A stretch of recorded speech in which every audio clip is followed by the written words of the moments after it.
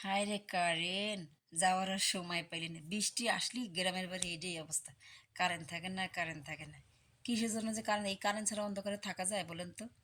এই ঋতু, ঋতু, শুনে যা তো। কি রে, মেয়েটা কোথায় গেল?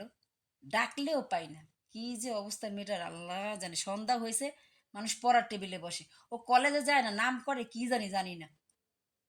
কি যে কলেজে পড়স কি জানি, আল্লাহ জানে আর তুই জানিস না। শুধু কলেজের টাকাগুলো আমার শুধু শুধু ফাও যায়। বুঝি, তুমি আমার ডাকছো? কি গো, তুমি আমার ডাকছো ঠিক আছে, কি বলবা বলো।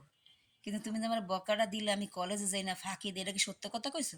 কত, আমি ঠিকই পড়ি। আর আমার চিন্তাও আছে যে আমার পরীক্ষা আছে সামনে, ঠিকমতো পরীক্ষা দেওয়া লাগবে। আর ডাকছো কি জন্য, সেই কথা বলো। ভক্কর এটা সেটা বললে, মিথ্যা চিত্তা বললে আমার সাথে নাটক করার কোনো দরকার নেই। আর দুপুরে তোমার কি হয়েছিল ভাইয়ের সাথে বলো।